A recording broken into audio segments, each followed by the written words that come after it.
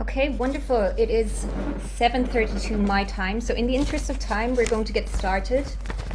Meanwhile, hopefully many more of you will join. But to those of you who have just joined us right now, a very warm welcome to you to this session today on mitigating and remediating adverse impacts, addressing child labour risks in the textile sector. My name is Ellen Schliebitz. I'm VP of Communications at the Centre for Child Rights in Business, and today's session is co-organised by the Centre together with the Remedy project. For those of you who are not so familiar with us, first of all, the Centre is a social enterprise that works directly with businesses to promote and strengthen child rights and HRDD within global supply chains, while the Remedy project is a social impact advisory firm that works with business, government, civil society to strengthen HRDD, grievance mechanisms, and access to remedy in global supply chains. So on behalf of us both, we're really pleased that you could join us today. If we move on to the next slide, you'll see that we have a very packed agenda. Exactly. You can see today's session is 1.5 hours long. But before we get started, just a couple of housekeeping rules.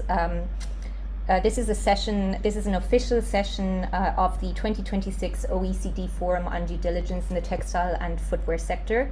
And as such, this session is being recorded and it will be shared with the organisers, who will make this available for replay on the official OECD website. Also, we have a chat box and a Q&A box enabled today. The Q&A box, we encourage you all to make full use of that throughout today's session. If you have any questions whatsoever, even if it's just a comment, we would love to hear from you. So please pop that into the Q&A box. If possible, we'll try to answer some of those questions live, but if not, hopefully we'll have 10 minutes left at the end to answer some of those questions that are coming in. And other than that, I truly hope that you find today's session insightful. And with that, I would like to hereby hand over to the first session, which is my colleague Winnie Din. So if we move on to the next slide, please. Winnie is the Director of Global Child Labour Remediation Programme at the Centre for Child Rights. And to get this session started, Winnie's going to share 2 stories from our actual child labour remediation work, which is then going to form the basis of the session that follows. So Winnie, over to you. Thank you, Ellen. So, can you hear me? Yes, I can hear you loud and clear. Thanks, Winnie. Thank you, Ellen. Okay, so the first thing I will share you a very successful story. And actually, last year we received a notification from an international brand, which received their child labor cases through its grievance channel. They didn't wait, and they conducted an audit and confirmed that this is a serious child labor issues. So then when they reached us, we had a joint call immediately within 1 hour. And then the next day, a joint team was on site. And during this assessment, the center identified that this is actually a garment factory with nearly 1,000 workers, but they only have a very small HR team. And we noticed that there are several underage child laborers and also dozens of young workers under 18, and they are working in hazardous working conditions. And we noticed that why it happened, and that it is noticed that because it's the production peak season, and the factory under the great production pressure, and they need to hire lots of people, and maximum the HR team has to hire over 40 workers a day with only basic ID checks. And the management team's awareness was very limited. They have no clear definition of what is child labor and what young workers should do or should not do. Um, when the factory noticed the findings, they were confused, but quickly they recognized this was a system failure, but not just a few bad decisions. And also the vendor also act very quickly. They covered the whole remediation cost. So within 2 weeks, a full remediation program was approved and we are able to kick it off. All the concerned underage child labor stopped working immediately and they were enrolled into appropriate education program which they interested most. They also received financial support, including monthly living stipends and the tuition fees, with case managers followed up closely. What happened to the rest young workers? They also received the training, on-site training on basic labor rights and workplace skills, and they are also reallocated to age-appropriate roles with better protection. And what happened to the factory? They also take actions as well to make improvement on their management system. The general manager set up a cross-functional child labor prevention committee, and he led it. Recruitment and age verification were strengthened. They have the double verification and proper job risk assessment for the young workers. And during the center's follow-up visit, we confirmed that their new system was actually working. So the big takeaway from this case is that child labor risk usually comes from weak day-to-day practices, not bad intentions. But when the brands move faster, suppliers takes responsibilities, and the remediation plan is developed to match the best interest of the child, a crisis can turn into a real turning point for the children and also for the business. But now I would like to share another case story. Is actually with a great challenge, even though it's still have a good ending. It's also from last. We also received last year, from another international brand. They also found that through their a grievance channel, our serious child labor issues together with young workers were identified in this factory. There are also other serious compliance issues as well. But the whole work process was quite difficult and sensitive because the factory was not cooperative at all, and it even raised safety concerns of the whole assessment team. So it takes quite a long time for all the key stakeholders to see how to engage the factory, how to make sure all the stakeholders can recognize all the fundings, because the factory first denied everything, including the key fundings like the child labor, like the young workers engaged in hazardous working conditions. So it takes a long time when the factory finally admitted that the risk in the factory. So it took almost 3 to 4 months when the remediation finally started, and the training and consultation was launched, and also more assessment was planned.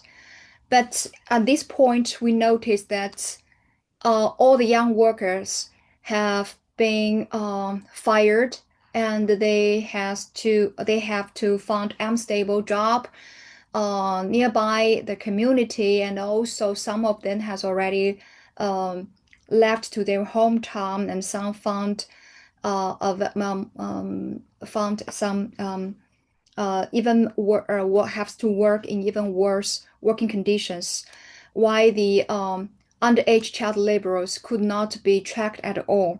So, but luckily, through the efforts of all the other key stakeholders and also the community outreach, some young workers were able to found, and they also want to work back to the factory, despite the poor conditions before, because they could guarantee with stable income.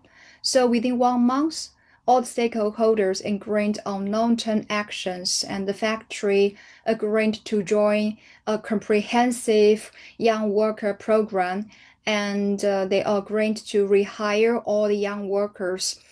So this marked a big shift that the factory would like to take a more responsible and structured practice.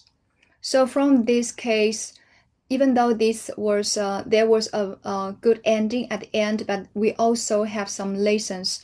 First is that the delayed alignment increase unintentionally harm, and the factories are very likely to just take dismissal as a solution. So when the children disappear from view, we lose the chance to protect them. So once they are gone, support and remediation program became much harder. So this is what we like to share with you. So let me know if you have any questions. Thank you. Thanks, Winnie. So we're going to shortly move on to a focused dialogue, which is going to draw on some of the lessons from your two stories, Winnie, and we're going to analyse some of the legal implications of those. But before we do that, we've prepared a poll, and let me just pull this up now because we would love to hear from you on basically what do you think is the biggest obstacle in addressing child labour risks today? So the poll should be open there now. It's a multiple choice question, I think, should be. And we'll give you 1 minute to answer this.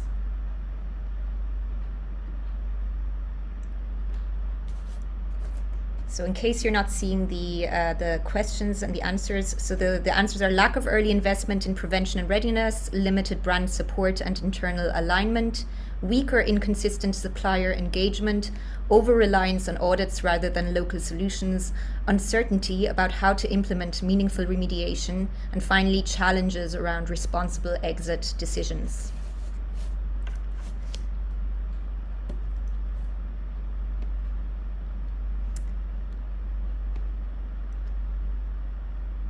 So I'll just give you another 30 seconds or so to answer the poll.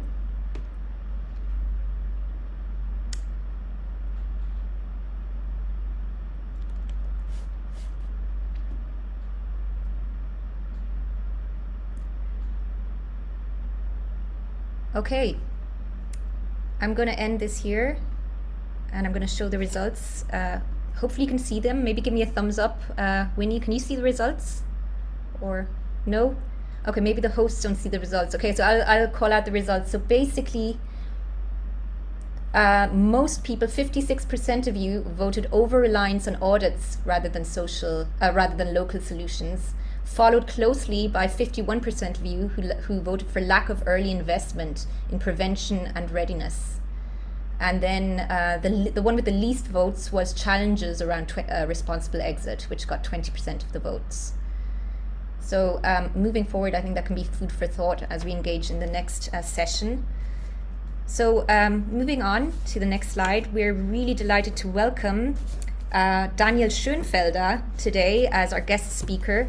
In this session, our CEO of the Center for Child Rights and Business, Ines Kempfer, is going to lead the discussion, and Archana Koteka, who's also the CEO of the Remedy Project, will also add her thoughts. And basically, Daniel is a human rights, business and human rights lawyer and co-founder of Blue Marble Legal. And he is very well known in the HRDD circles. He's been advising governments, international organizations and businesses on human rights due diligence, sustainable corporate governance, and sustainability compliance. So Daniel, we're really, really glad that you can be here. Hello. Hi. Thanks Hi. for the invitation. Great. Okay, well then over to you, Ines. Happy to. Hi, everyone. Good morning, evening. Thank you so much for joining us and for taking the time. I always appreciate seeing so many people joining because I know everybody's super busy with their daily tasks, etc. And Vinny, thank you so much for sharing those two cases. One where both of them started quite rough, right? I think for the brands, they were, as we know, very shocked to find both child labor of underage children in their factories. In both cases, we had I think in one case it was 55 young workers, in the other case it was over 30 young workers. So all of them in hazardous conditions. So clearly by ILO definition also qualifying as a situation of child labor. So these were very tough findings. And we have seen in your example that in one case it was relatively smooth with all the parties relatively quickly getting into kind of a kind of a proactive mode to tackle this issue. In the other case, that took much, much longer to get the parties aligned. And unfortunately, in that other case, well, so we could support some of the young workers, some of the children that we know were impacted to this date couldn't actually be supported. So a lot of questions, obviously, that always come up when these things happen, and particularly companies, in my experience, that are where this is the first time or they're not so prepared. There's a lot of questions coming, who is responsible? Are we responsible? Is that something we need to take care of? Who's going to pay for this? Is that something, our vendor is responsible? Is the supplier responsible? What are the legal implications? A lot of times it obviously creates, and I think particularly in the second case, we've seen it created a lot of nervousness amongst the buyers who were involved. Now, the center, about 2 years ago, we published what we call the due diligence principles for child labor remediation, and that is basically, I think, 11 short sentences to just kind of summarize what, from the center's perspective, are key elements of how to react when remediation needs to come in. And the number one there is that the rights of the child, it has to be number one priority. Now, everybody agrees, I would say, on paper when we see that, but we've seen in the second case, for example, how political considerations, operational considerations, and also the question of business really actually impacted the children, the rights of the child negatively. Companies were worried, if we get engaged, is it an admission of responsibility? Are we becoming legally reliable suddenly? Is not engaging a better way? And these are questions I really would love to, in a little while, also discuss with you, Daniel, and what that means legally, and this fear of companies by engaging, it would be understood as taking responsibility and admitting guilt, and therefore open up further legal liabilities. This, for example, was a question that we came across quite a bit. But before that, maybe I want to hand over to you, Arjuna, and just, you heard the two cases that Vinny shared, and I know that you've been working on many other cases also in forced labor in your life and advised many companies in situations like that. So I would really love to hear your take on these stories. Thanks, Ines. And as a co-host of this event, it's a real pleasure for me to be here and to have the opportunity to speak to you all. And thank you for taking the time. So, when I heard the case studies, in my mind broke it down into 3 blocks, going back to what does international human rights law say about remedy? It says that remedy should be prompt, it should be effective, and it should be adequate. And when I analyze the facts of both of these case studies, promptness can only come when there is ownership, when there is enabling infrastructure, when there are resources in place, whether it's a fund so that when you do find the issue, you can address it, you can deal with it, particularly where you have SMEs as suppliers. In the first case here, the supplier covered the full cost. However, in how many cases does this really happen? Mm-hmm. And when there are real questions around who's going to pay for this is really expensive and it's not a one-off cost. So, in those cases, one really goes back to this idea of shared responsibility.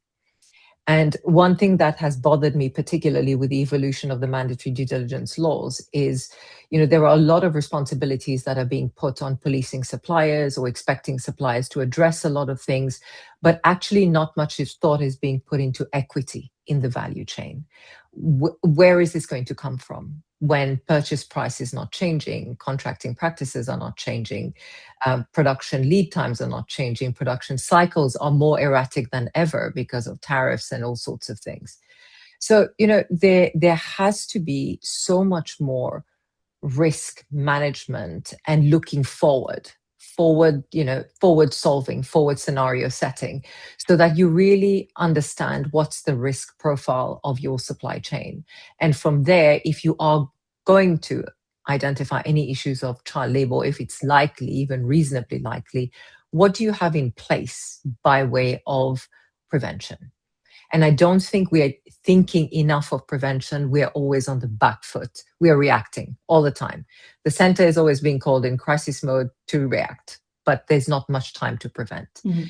Under effectiveness, one really looks at issues around root causes and understanding root causes, addressing root causes. And this, for me, is very much grounded in localized approaches, in stakeholder engagement. And we know that, by and large, there is a lot of nervousness around stakeholder engagement, particularly on the behalf of companies. And this has been obviously tightened and brought down by CSDDD to rights holders directly and their direct proxies. However, the fact remains that the best risk identification you can do will often come from stakeholder engagement. In my experience, a lot of the challenges have come from engaging with legal teams within businesses, where there is a real shyness and reluctance to actually open Pandora's box through stakeholder engagement. But there are no two ways about it. It needs to be done. And the third point on adequacy of remedy, again, the prevention element is so critical here, because the same child could fall back into the same cycle if the right measures are not put in place. The use of interim measures, for example, was really critical, would have been critical for case number 2 in order to prevent further harm to the kids. And also, again, interim measures requires that you have the foresight to be ready to have interim measures. And on the due diligence piece, for example, we still see a lot of due diligence framed as risk to business rather than risk to people. And when things are framed in this manner, it affects the way you think about risk management and prevention. And so it is really important that we go back to the UNGPs, and this has to be rights holder centered. It is about the best interests of the child. And, that's something that is very well reflected in the first case study that was shared, where children were spoken to, their interests were matched. Doing this allows for a more sustainable solution, as opposed to imposing something which is not going to be long lasting. And I think I'll just pause before saying one last thing, which is relationship building between brands and suppliers is more critical than it has ever been. Investing in suppliers and helping suppliers to address these situations at a local level is absolutely fundamental. And that, for me, is something that should be the focus in terms of building stronger relationships, but also empowering suppliers to be able to address grievances, to deal with them, and to be able to be transparent with brands around what's happening at their level. Thank you so much, Arjana, for this really good summary. And obviously it resonates a lot, and I think it's very close to what we experience. As you say, that question of readiness to be prompt is so crucial. And we've actually seen in the second case, there were different brands involved. And one of the reasons why it took longer is that some of them were not prepared. So we had one in particular that would have been actually quite prepared. But then that was slowed down and hindered and made complicated by the other brands who were less prepared because they didn't expect this to happen. They were rather shocked. And I think we can, and Ellen, please let us know a little bit on the time, but I think we can maybe have a couple of rounds to hear our voices. But I would go over to you, Daniel. I think, for example, one of the brands that we talked to in that second case, their initial reaction very much was like, "Oh, we just can't work with this factory anymore. We'd better get out of there. I mean, there's child labor, there's all and that's double-digit numbers of child labor in it. There were some other issues around health and safety, so the kids were also working in very unsafe conditions. from kind of the latest developments on the human rights due diligence legislations and CSDDD, etc., what do you think?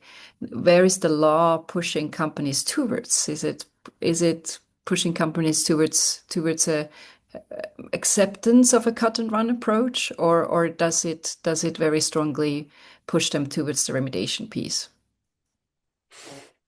That's a great question. I would say that as a short answer, the laws require, or there's a lot of arguments in the laws to establish a framework of requirements that is very much aligned with what Arcana just described. In practice, unfortunately, many companies and many legal advisors take a very minimal legalistic approach to this, and they overlook many things that are important, many things that Arcana said.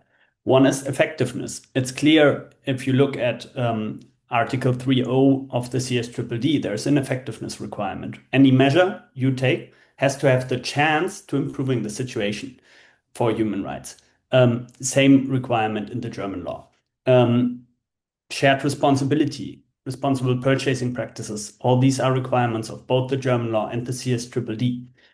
And very important, and I think not so clear yet to many, is also the question of taking the best interests of the child at heart when you take the measures to address child labor, because you could already establish this when you have the German Supply Chain Act, which only contains the prohibition of child labor, but also the prohibition for companies to take measures that contribute to human rights harms. They have to address the human rights harms to which they contribute.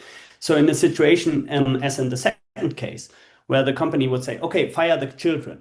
Okay, great. Child labor problem solved, you could think. But what about the right to livelihood? The child labor protection is about protecting the right to education, but also the right to livelihood. And the right to livelihood is a general human rights in Article 11 of the ICSCR. No? So if you do it in the case 2, under the German law, you create a problem for the right to livelihood, which is pretty obvious. And you don't take any measures to address it, then you might fall foul of the prohibitions to contribute to human rights impacts that you don't address.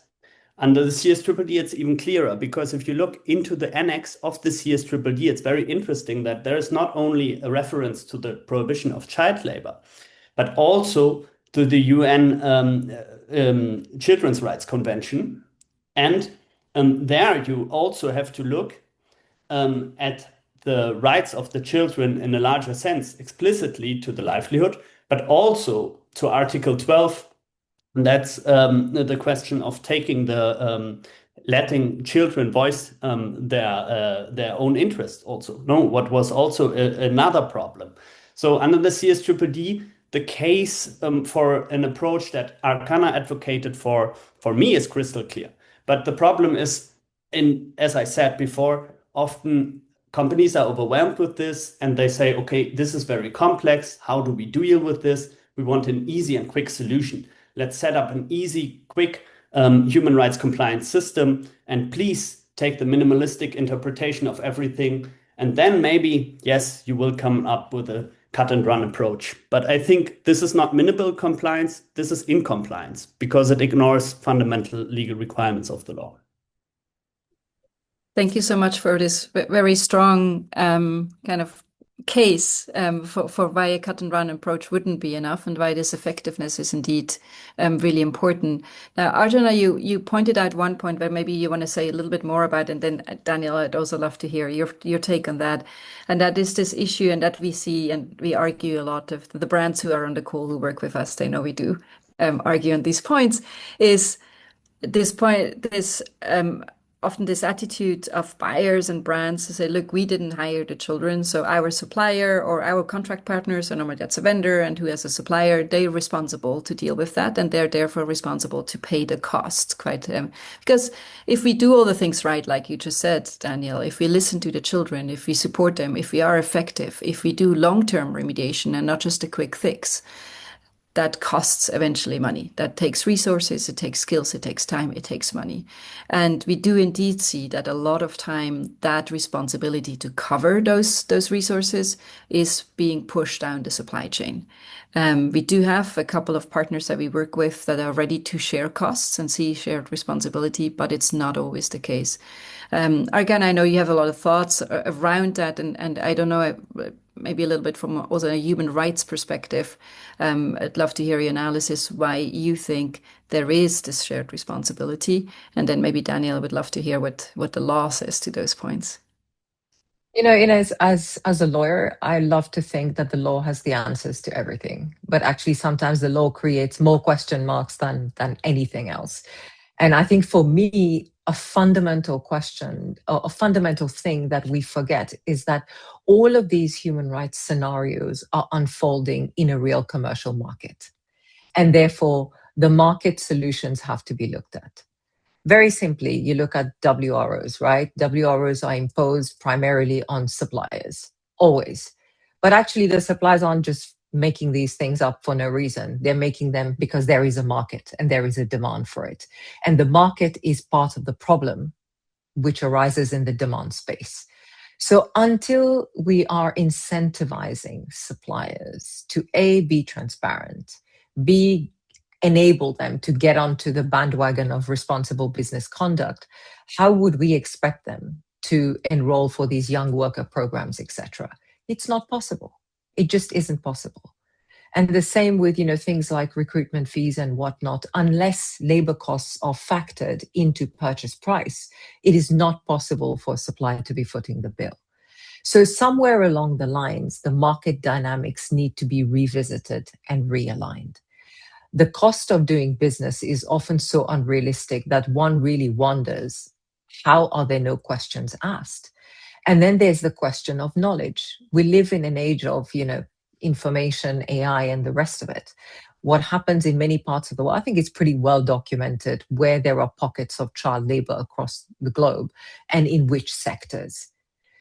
So for a company today to say they're not on notice or they don't know, they don't have knowledge, is simply unacceptable and would really struggle to hold in a court of law, as we're seeing some cases go in the United States, in the fishing sector in particular. So when it comes to, I found the poll really interesting, the poll results, because over-reliance on audit was one of the biggest challenges. And that just goes to show that these traditional ways of understanding risk are not the best and the most reliable ways. But we still continue to do them because they're the most expedient, it's the easiest, and it's the one that is known to us. So I would actually argue that, we're at a juncture now where if there isn't some disruption to the status quo in terms of how stakeholder engagement is used to look at risk from the bottom up, how children can perhaps be enlisted in order to better understand where the risks lie for them, what are the livelihood concerns and needs, we will keep missing the mark. And if we're not looking at the overall commercial dynamics between the different parties, we're definitely missing a trick. So while the law can only try to create some kind of, balance, uniformity, etc., true equity will only come when the market balances out. So, that is where, for me, a lot of the challenge lies. Absolutely. And I mean, we often see that then, I often try to tell the brands, as long as we are in that, in that situation where the supply chains are so unequal, and as you say, creating incentives to behave unethically often down the line, paying for child labor remediation is then a cost, a part of cost of business. But also to your second point, I just not so long ago was in Bangladesh talking to some of the child rights focal points, which are some of those stakeholders that have been setting up to be the voice and the eyes and the ears on the ground and come to us when they observe child labor issues in their communities, in workshops in their communities and factories. And one of the points that they said is how important it will be that supplier trust the process, because no remediation can happen if the supplier, the factories, the producers think their number one interest is to hide the problem.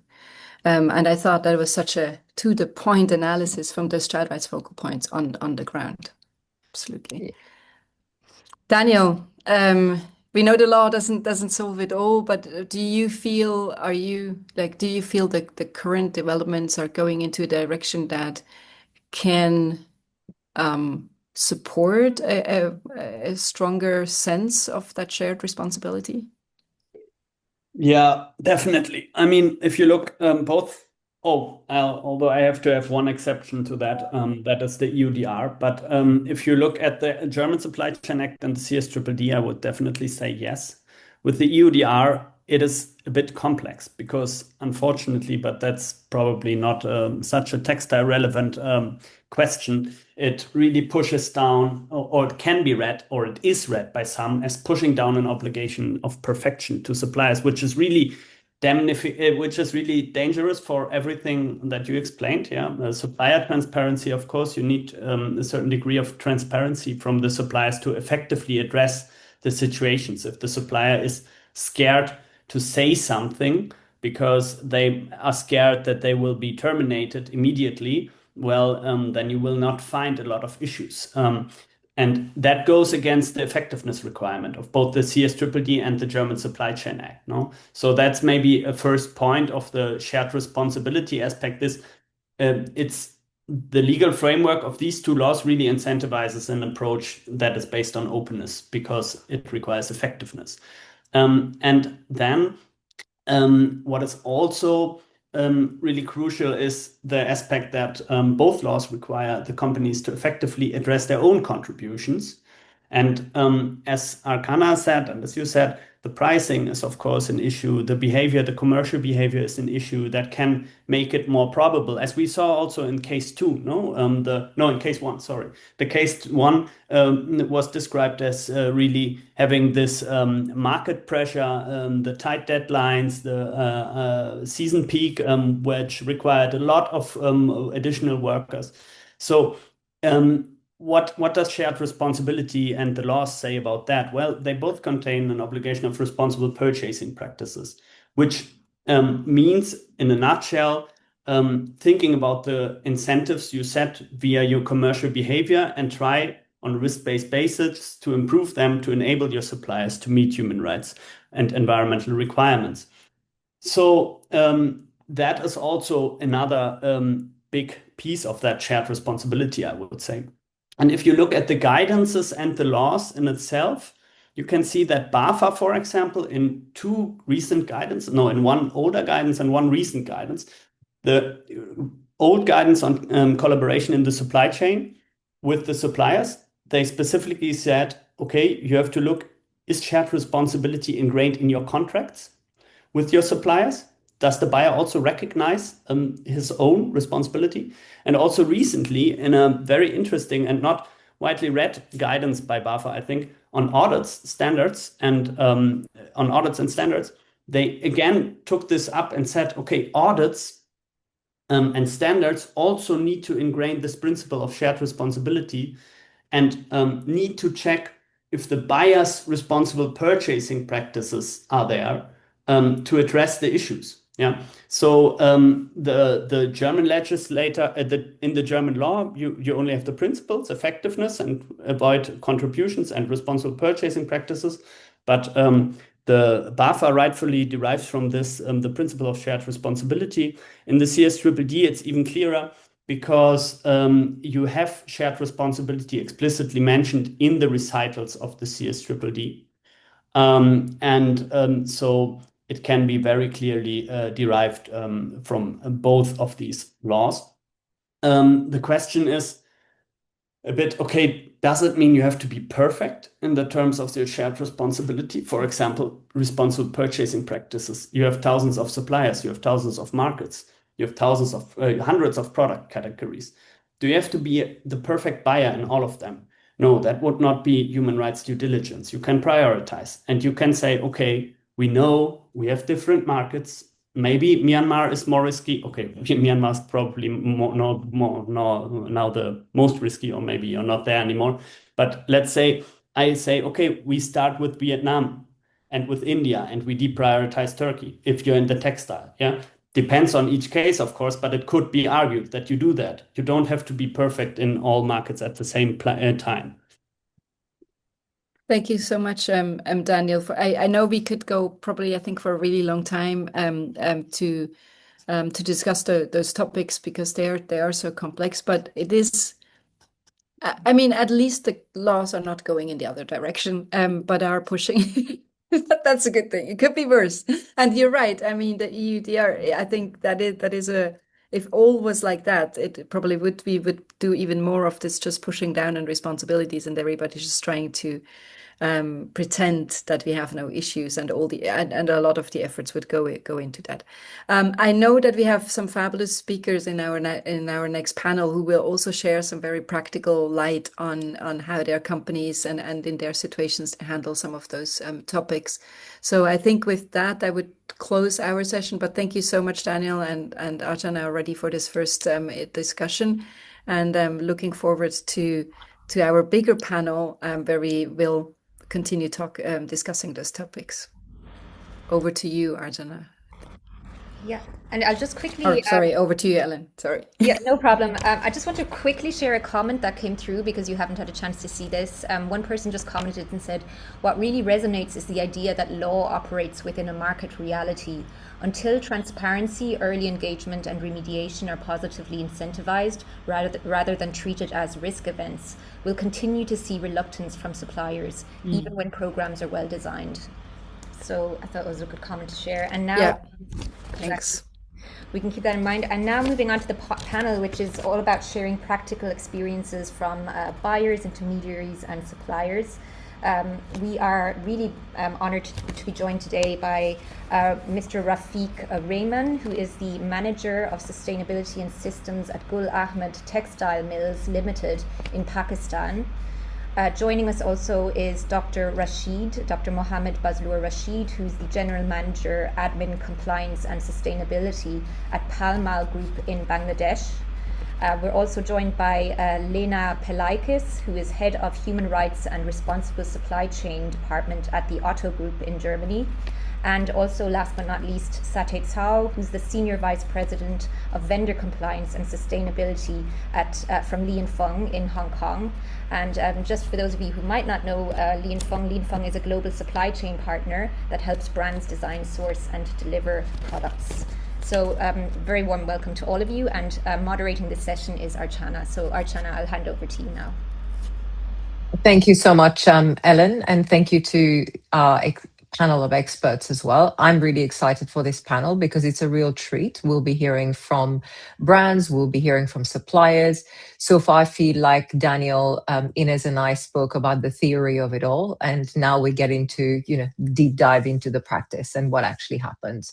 So if I can perhaps address my first question to Mr. Rehman, and really try to understand from your perspective, Mr. Rehman, what concrete actions are you taking to address child labor risks, and what have been some of the outcomes so far? Hello, am I audible?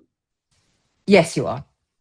Hello, everyone. This is Rafiq Rehman from Gul Ahmed. And first of all, thank you for inviting us to join this important discussion on mitigating and remediating child labor risks in the textile sector. Well, at Gul Ahmed, we strongly believe that addressing child labor risks requires more than policies on paper. It requires practical system, strong implementation, and ongoing due diligence. Well, when we talk about the concrete actions to address child labor risks, I would say that our approach is based on a strong prevention system, awareness, and strict controls at every entry point. Like mainly first year suppliers, those who are directly exporting the products to the international buyers, like Gul Ahmed, we don't think so that there is any issue with respect to the child labor because such factories have been preventing child labor for many decades. Everyone in our facility knows that no child labor is allowed, and they understand that what is child labor and its implications because of regular trainings and awareness program, not only related to the child labor, but also cover other social compliance areas. And because of this, the risk of child labor within our operation and organization becomes extremely low and negligible. And at our facility, we treat child labor like as a zero tolerance issue, and we have implemented a structured internal system and routines, that is prevention and handling cases of child labor. And some of the key actions includes like first of all, we have strict minimum age hiring controls, like any person coming to our facility shall have a computerized national identity card to ensure that no underage worker can enter in our facility and in our workforce. And secondly, we maintain strong gate controls, like all the visitors, vendors, and contractors entering the facility must present valid identification such as CNIC. And let's suppose if they don't have any CNIC, so they can provide any age proof documents like the passport or the driving license and all that. And our security team also thoroughly check vehicles bringing supplies to ensure that no child enters the premises even unintentionally. And the third one is like the training plays a critical role. Like our HR, security, and line management teams are well trained to verify age documents and identify risks at the earliest stage. These teams are the first line of defense in preventing child labor. And the fourth one, like the clear communication is very important to prevent the child labor. At our facility, we have put up a sign at the entrance that say that the child labor is not allowed. This sends a strong message to everyone, like the visitor, staff, and the contractors, that employing children is strictly prohibited. And it also shows that the company takes the issue seriously and helps create a safe and compliant work environments. And in addition to these controls, we also rely on regular internal reviews and external audits, which further strengthen our system and help us identify any gaps before they become risks. And as far as the supply chain is concerned, we as a responsible organization ensures that our suppliers also do not engage in child labor. Like we clearly communicate our social compliance requirements to all suppliers. These includes like zero tolerance for child labor, forced labor, and other social and environmental related requirements. And we provide trainings to suppliers to help them understand and implement these requirements. And supplier also gives a formal acknowledgement, and assessments are conducted based on risk levels. So as a result, these actions, the key come outs so far have been like greater trust from brands and buyers, and the strong legal and buyer compliance, and improve workforce stability and productivity, more responsible and ethical workplace culture where labor rights are better understood and issues are identified earlier, and reduce reputational and financial risks, like by avoiding legal penalties, order cancellations, and negative publicity. And finally, a positive social impact, like children are protected from harmful work, families benefits from responsible practices, and communities gain through better access to education.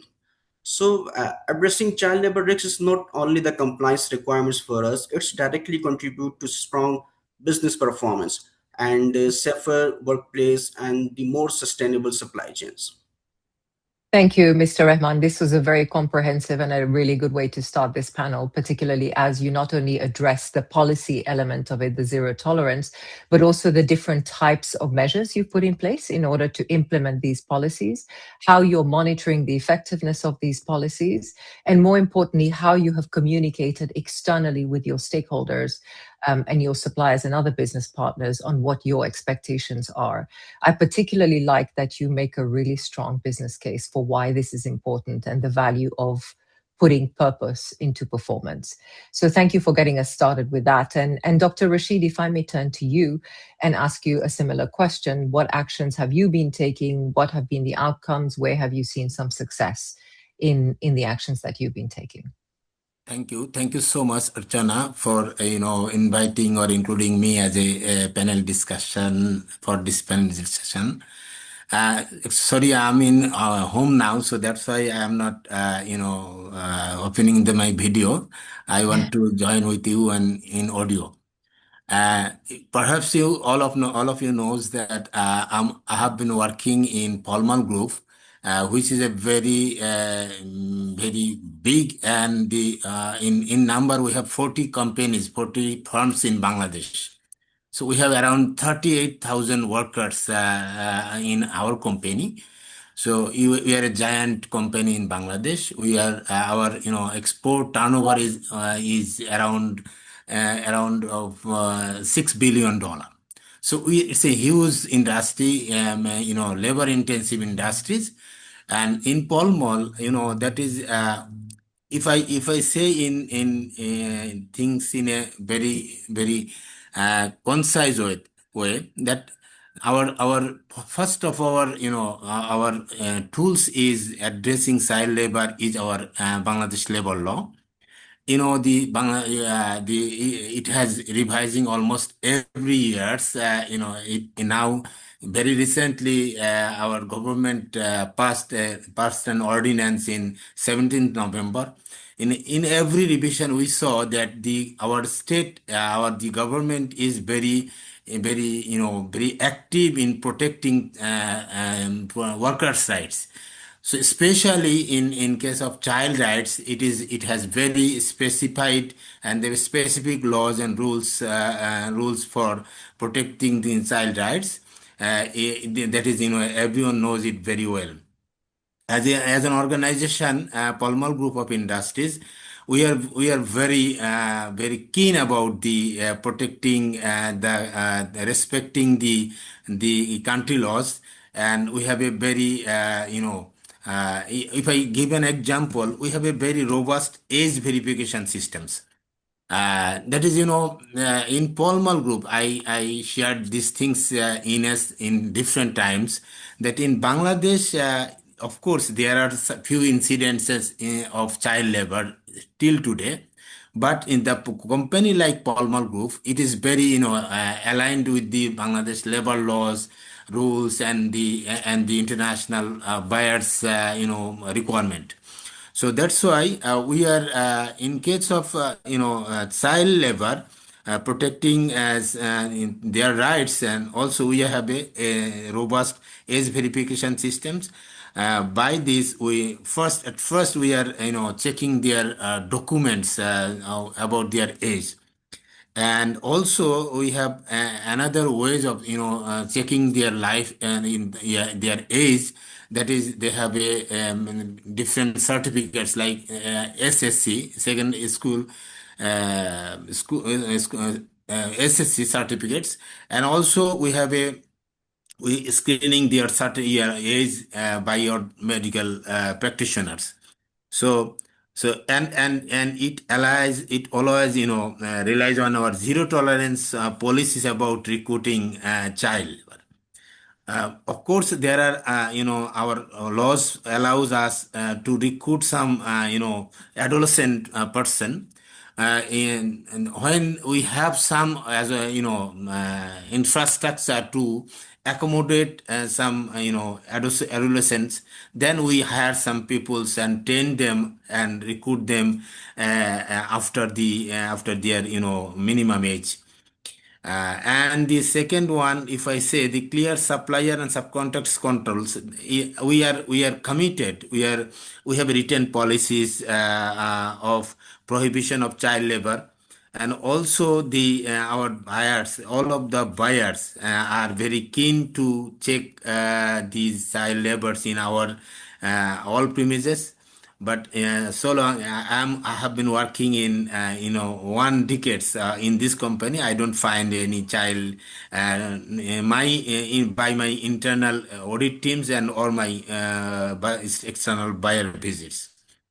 And we are, of course, as I said in my first statement, that there are some cases, and that is in our there are some sub suppliers for my company, like some what I say, the accessory suppliers, or some other goods and services suppliers or construction workers. They work with us, and we have very good relation with them also, and we notify them that the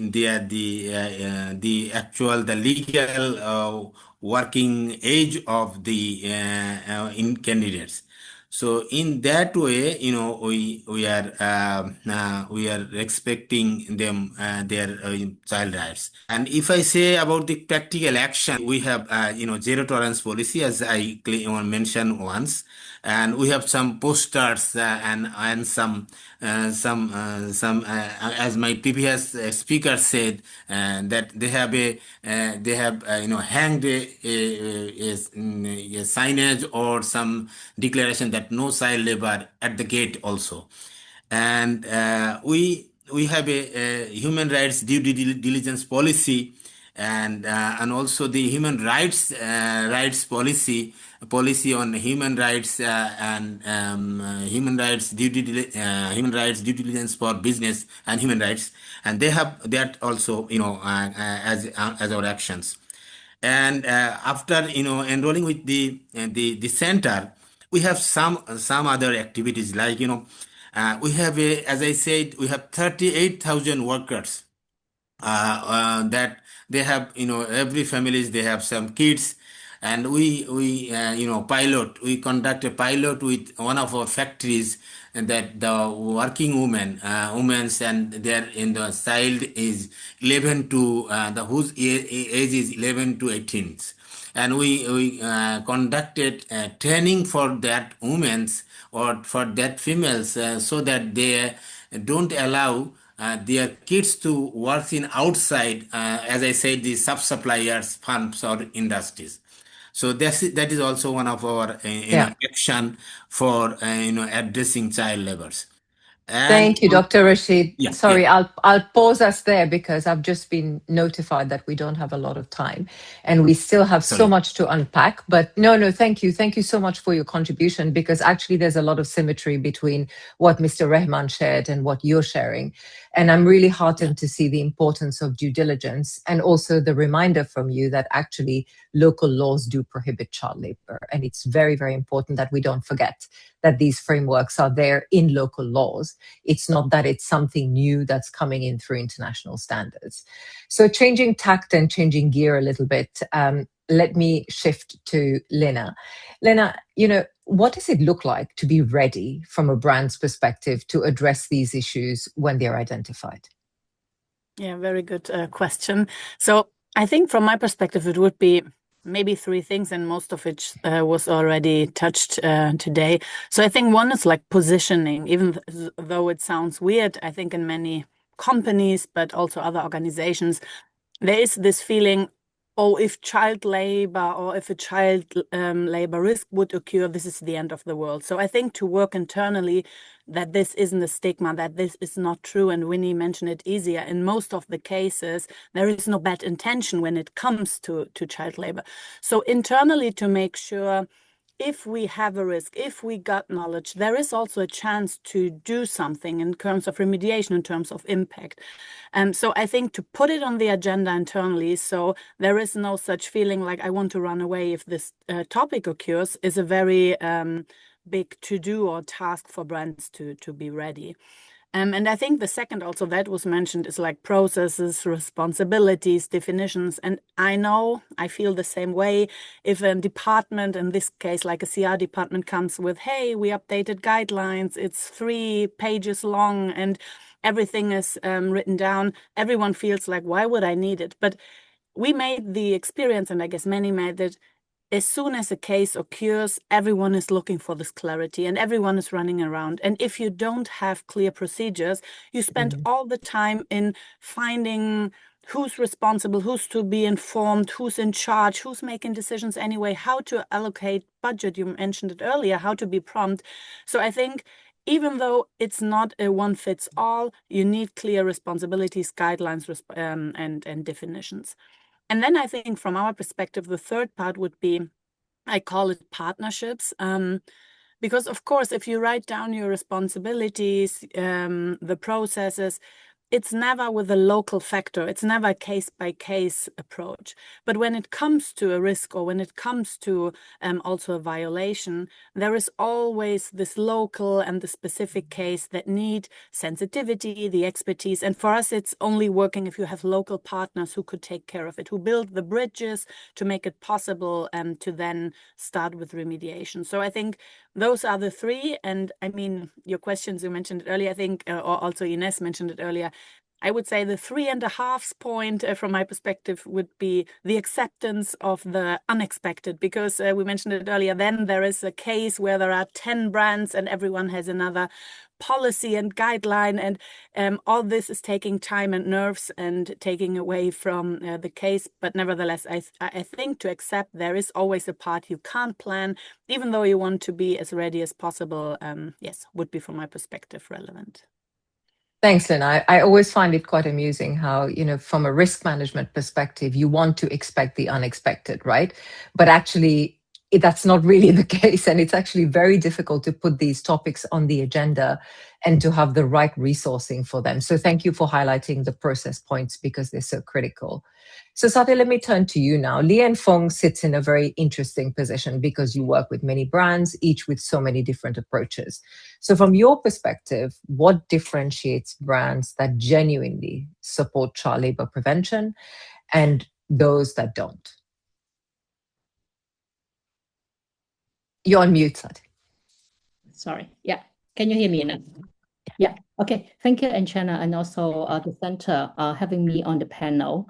As you mentioned, Anchana, Li and Feng, we are an agent, so we help customers or brands in US and Europe or different parts of the world to source product, as well as also we work with around plus or minus 4,000 factories globally in about 40 different countries. So it's a massive supply chain. So in fact, that I would like to echo, many of the speakers at the beginning, like Winnie, she shared the story of about one case, another case. And so Lina talked about, what they do, etc. And in fact, that, like we see, from our perspective, or at least my perspective, we see there are like a wide spectrum of customers or brands. Some of them, they're smaller. In fact, that let me put it this way: all brands have a policy that they prohibited child labor, no doubt. They all have a policy, but not all of them actually publish how they deal with it. What is the structured approach? They might have it internally, but they probably not all of them share publicly. I'm seeing that some brand, basically the smaller one, in fact, that their approach are more risk mitigation identification. So it's basically built on audit, checklist, identify, so and so. But we all know that audit is not the solution. And when a child labor is found, sometimes I would say that a scenario, they just cancel the order. And, to them, they just like, okay, I don't work with this factory anymore. This is, child, remove them from the factory and full stop. And there are also brands in between, in fact, that they want to do something, but in fact, they don't know how, or they haven't dealt with it before. I think Ines mentioned that earlier, right? They feel very nervous. And so the pressure built up and they don't know what to do and no one is guiding them. And so, but I think for Li and Feng, we have a very structured remediation process. We have been partnered with the center. So we have a really clear process. In 24 hours, we report to the center and then they will take the rapid assessment, etc.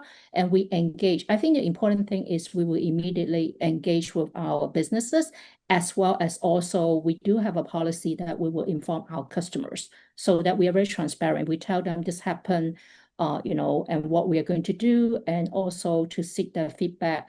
And I think through this dialogue with the customer, we are also trying to, I would say, motivate them. And I wouldn't say influence to such an extent, but having a dialogue to tell them this is the process that they will go through, what are the benefits. And I think also internally, we educated our internal business. As I echo at Leonard, we all have, process and policy is really important so that the business understand that there is a process to go through, and don't be afraid And, because I think a lot of time it's more about not knowing what to do and feel very nervous, and then people feel uncomfortable to deal with it.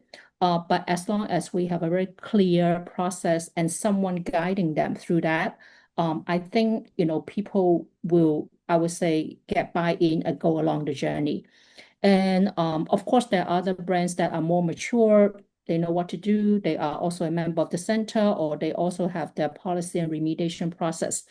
But from what I feel is that for brands who really, I would say, they have a how should I call that? They do have a program for remediation and prevention. I would say it's their mindset. I would say the first thing different is their mindset is partnership, share responsibility.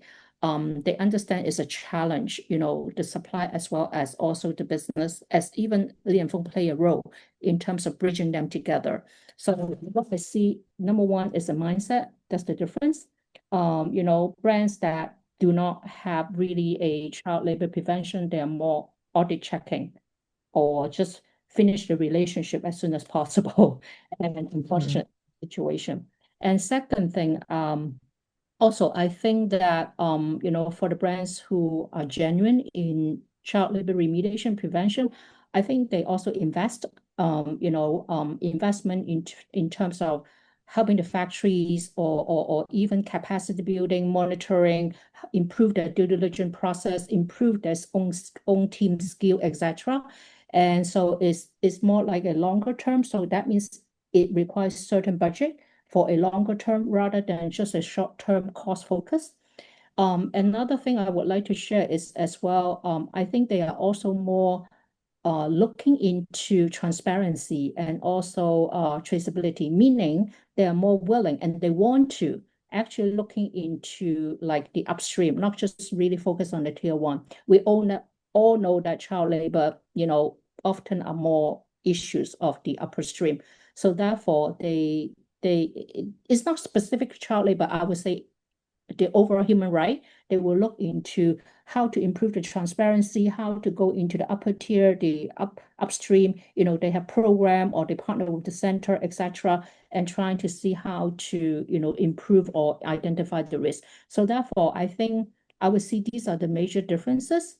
But having said that, I think in most cases, it's just that they don't know what to do. So I would say that it's really important to guide them and, hand holding the brands or the smaller company and the supplier all along the way. I think as long as we are willing to do it ourselves and we also willing to drive that process, I think it will get there. It might be a little bit difficult, but it will get there. So that's the message I want to bring out. Yeah.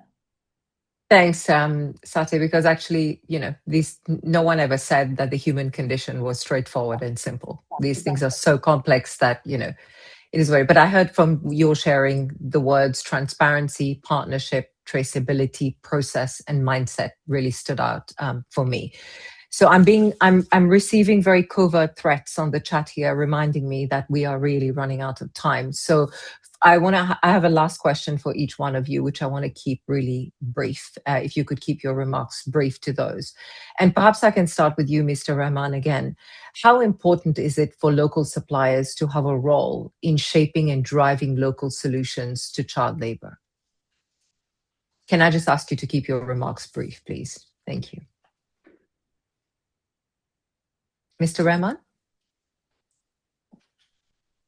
Oh, Mr. Rahman appears to... are you back with us, Mr. Rahman? You're on mute. Sorry. Hi, did you hear the question that I had for you, or do you want me to repeat that? No, I'm going to answer you.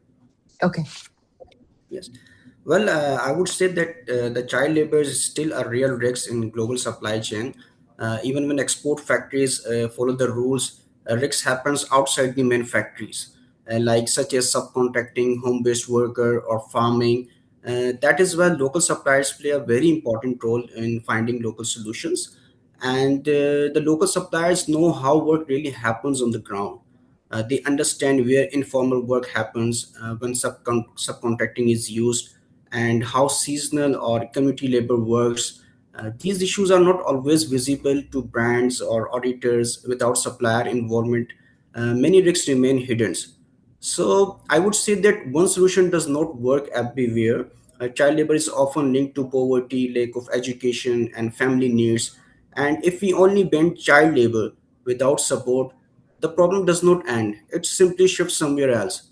So the local suppliers help create practical solutions such as supporting adult employment, working with schools and NGOs, and handling cases responsibly instead of cutting ties immediately. So if we Thank depend you. only on audits, and we usually get short-term fixes, but when suppliers take ownerships and preventions become part of their daily work, like HR practices and protection planning, so this make compliance term and aligned with the standards like ILO, BSCI, and OECD. So I would say in simple words, like real change needs suppliers ownerships, local solutions, and community involvement. And the local Thank supply. you. Thank you, Mr. Rahman. I'm sorry, we're really running out of time, and I Yeah. just want to give everybody at least the chance for a last word. But thank you. That was a very, very comprehensive answer. Lena, let me jump to you very quickly. What helped you make the case internally for allocating budget and resources to do this? Yeah, I guess luckily we have a commitment from the OMA as we are a family-owned company. But of course, I mean, I can also be honest, legislation helped a lot. The question, what should we do, shift a lot to the discussion before was often if we should do something, now it's what should we do. And I think for us internally, it helped a lot that we have one block for human rights aspects. And it's not, this is for prevention, this is for remediation. So we have this storyline internally, the less remediation we have to do, the more we can do in prevention and provide positive impact.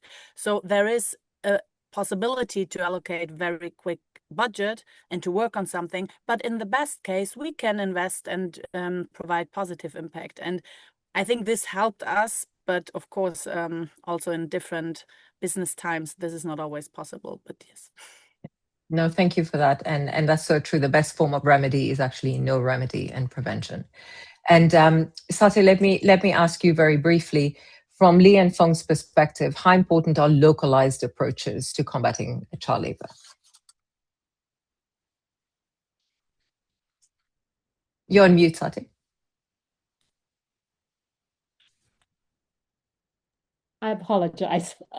Yeah, thank you for the question. I think for Li and Feng, this is a localized solution is not nice to have. It's actually the bedrock for, I would say, effective prevention and remediation, because root cause are local. The different country context, the reason poverty, all these are local context. Is like some of that are due to more, for example, like in agricultural region, they're prominent for child labor. So each country is different. So therefore, I think to me, root causes are local. Secondly, I think remediation is also local.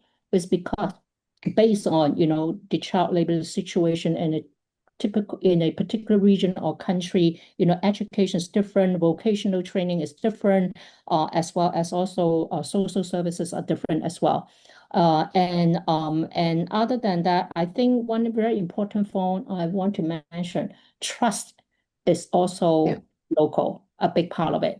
Because like for ourselves, we have local team on ground, so they understand the language, they talk to the suppliers locally. Not to say the headquarters is not important, but I'm just trying to say because of the local context, I think trust level to build on local level is extremely important. And as well as I also think that working with an NGO with or a partner, industry partner like the center where they have local presence, where they have people understanding the situation, how to work with suppliers, how to work with us is extremely important. So to me, having local child labor prevention remediation, in fact, is actually to me, I consider as a core strength for resilience as well. Thank you, Satya. And the $1 million question goes to Dr. Rashid, which is, have buyers played a role in supporting the actions that you have taken to address child labor? And can I ask you to keep it very, very brief, please, Dr. Rashid? Thank you.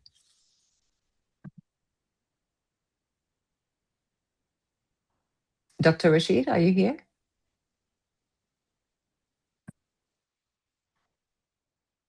Nope, it appears maybe his internet's gone. Okay, so I think that was fate helping us in some random way to actually finish on time. And I could see Ellen glaring at me there. We've gone over time. But, I just wanted to say thank you. And before opening up to questions, thank you to the panelists from me in case I don't get a chance to say that later. Ellen, how are we doing the Q&A? We're doing good. We definitely can take some more questions. But before we move on to that, I actually have a second poll that I'd like to launch. Okay. So you will just see that now. So based on today's discussion, what do you think most enables effective child labour prevention and remediation in practice? Early investment in prevention and readiness, strong local partnerships and localised responses, clear brand support and aligned decision making, practical remediation when issues are found, or all of the above, or none of the above.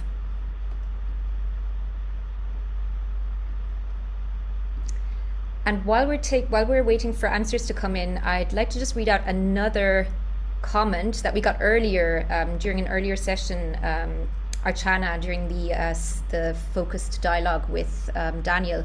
Dear Archana, thank you so much for your clear words, especially regarding the market dynamics. You're speaking from my heart. We have already pointed out the necessity of stable, trusted buyer-supplier relationships for effective risk management in our early study for the German Ministry of Justice in the wake of the German Supply Chain Act in 2020.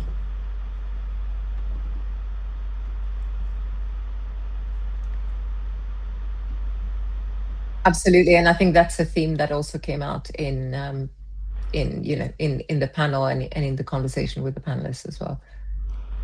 Exactly. Okay, I'm going to end this poll so we have more time for question and answers. So I'll read out the results for all the hosts who can't see this. So in first place, all of the above, 70%, resounding 70% voted all of the above. Then that is followed by 33% who voted for strong local partnerships and localized responses. Next, we have early investment in prevention and readiness, 23%. And then clear brand support and aligned decision-making, 18%. Practical remediation when issues are found, 15%. And nobody voted none of the above. So little food for thought as we enter this last Q&A session.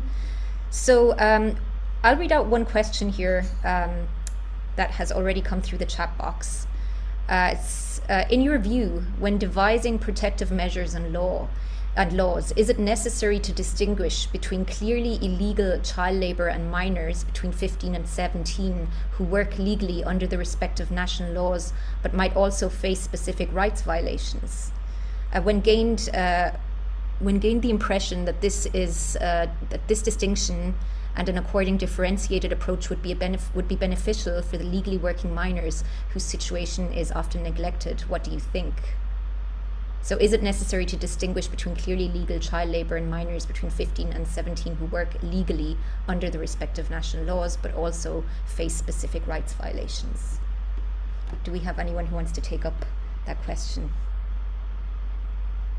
Ines, Do you want me to go? I'm happy with anyone, but just very quickly, I think most laws obviously do that. I mean, the ILO does have clear guidance on these two scenarios of child labor. One is underage, the other one is young workers in hazardous working conditions.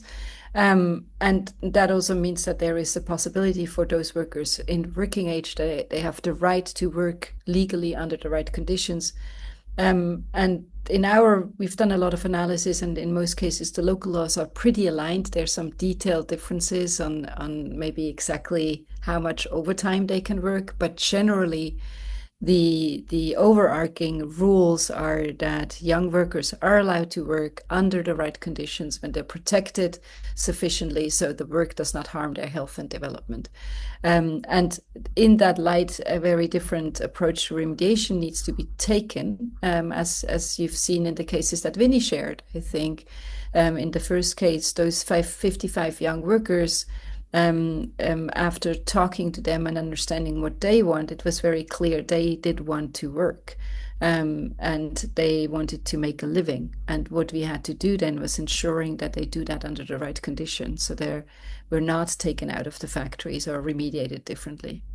So definitely this effectiveness and also the best interest of the child needs to come in when deciding that. And given the different legal background, it's very different solutions. Thank you. And Inez, I think that speaks to the importance of localized solutions, understanding the local laws and context as well, and how they sit with international standards. But I think, another quick point for me is that when you think about the world of work, there is decent work, there is singular labor law violations, there are multiple labor law violations, there's forced labor, there's child labor, and there's slavery. So there are different gradations of things, and not every situation is child labor or has to be child labor. There are different ways of looking at it as well. There are very clear demarcations between the different ages and bandings and treatment forms in order to identify that. And it's always important to remember that. Danielle? Thank you. I just wanted to add one point to that, because it also came up in another question that we answered, Ines and me, in the chat. One additional aspect about the young workers is the need to avoid age discrimination. So if you, for example, say, let's say the easiest thing is we just prohibited all work under 18 in our factories, that's not a good idea. And BAFA pointed this out also in their guidance. I gave the reference in the chat, because that would be age discrimination, because they have the right to work if they're under 18. If they're under 15, they're well, okay, do they have the right to work or not? Well, it's prohibited that they work. If they have a human rights to work that is restricted, that's a theoretical complex question. But under 15 and under the terminating the school age, you should not work at all. Do we have another question, Ellen? So I see we have 3 people have raised their hand. So one of them is Serena, who's been waiting very patiently for a long time. So I'll just allow you to speak, Serena. But if you could please keep it short, because we only have less than 5 minutes left. So Serena, I don't know if you can unmute yourself now. And if that was by accident, then we'll just move on. Serena, do you want to talk? Unmute yourself. No, if not, we'll just move on then to Navindu, who also raised their hands.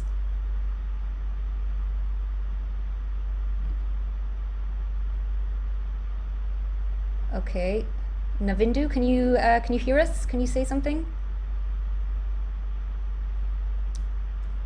Okay, if not, okay, let's see. I see some more questions coming in through the chat. Let me just see. Ines, did you see a question in the Q&A that I missed?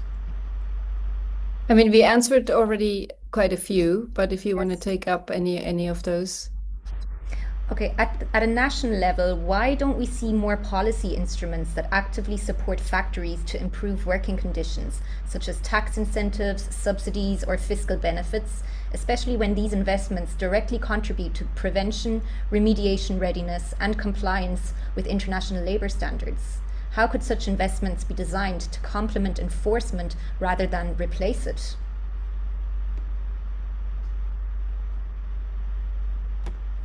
I mean, I'll just throw in my hat a quick just response to this.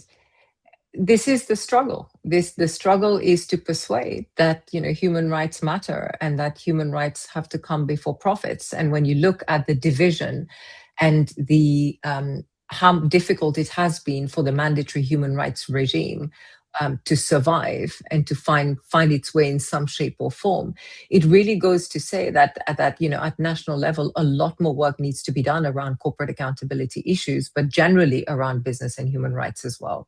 And this involves, thinking about these issues not just as human rights issues, but within the context of complex market conditions and what can be done. Even when you think about recruitment agencies and what could be done to address some of those issues by incentivizing ethical recruitment. But yet it proves to be so difficult and so hard to be able to navigate around those. So I think there is an absolute case for this, because as we said earlier, we could keep passing all the laws we need to pass. The laws just set thresholds. They don't change mindsets, and they don't change market conditions at all. But open to Carolyn Weber. I see your hand is up. Would you like to unmute yourself? I think she put her hand down. Oh, Maybe it was Quincy.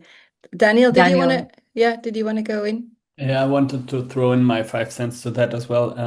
One thing is also sustainable public procurement. So, I mean, what we see in Europe, unfortunately, well, the companies are obliged for responsible purchasing practices and so on. That's not unfortunate. That's very good. But we don't see similar obligations for the state, although the UNGP 6 foresee that. And so that would be a very important incentive to support sustainable business if the state would say, okay, we actually encourage this by incentivizing this when we decide selection of contractors. And I wanted to add one point to the very previous discussion at the beginning, the complex question that Ines didn't ask me, and I was happy when she didn't, but she could have on the engagement. Does engagement actually do harm in the terms of child labor? The tough answer is, the problematic answer is, it depends.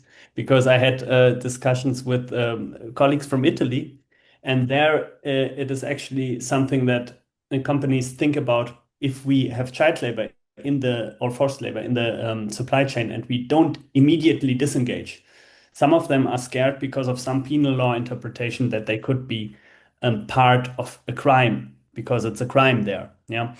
So you really have to take a close look at what your country penal law says about this. From the human rights law perspective, no, engaging is always the right way to go.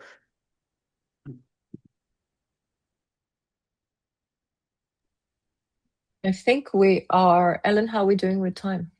Yes, so we need to wrap up now, Archana. We have 3 minutes left, literally. So, and as it turns out, I think we've answered most of the questions in the chat as well. I mean, I'll thank everyone for joining us today. This has been a really interesting discussion. I think it just goes to say there's just too much to discuss in such a short amount of time. You heard from the brands and how they get ready to address child labor risks as they emerge in their supply chains. You heard from suppliers about the importance they ascribe to procedure, to processes, monitoring effectiveness, etc. And I think for me this is really an effort of collaboration, an effort that requires, not just legislation, but also investment, a look at the market conditions, and also equity across the value chain, more importantly. And the regulations and everything else, I hope, will drive us to that point, but we cannot neglect the market conditions. We have got to step away from compliance to resilience and step away from policing to collaboration. So I'll stop with that. And Ines, last word to you. Oh, thank you. Thanks everyone for all those good inputs. I was particularly encouraged by this discussion that we had in the panel, where we had suppliers who didn't only talk about what they're doing to prevent child labor, but who talking about how they're working with their sub-suppliers in lower tiers. The openness of talking about challenges that do occur in those tiers, but also the readiness to work with those suppliers and to support them is actually good examples for everyone higher up in the supply chain. We had Sate, who's often kind of in a middle position with Li and Fong, talking about what actions they're taking, and Lena from the brands, how they're tackling the issue. I think if we could get more people in that same stream of working with the same level of openness, transparency, and also proactive approach to these issues, I am very certain that we can make a difference. And while I know that so much of this is systemic, it's very linked to how our whole world economy works. Right now, that's the economy we're dealing with, and making those steps, even if they seem small, seem really crucial for the children that we're impacting. And so I would like to encourage everyone to follow those good examples that we heard today. But thank you so much for all the contributions.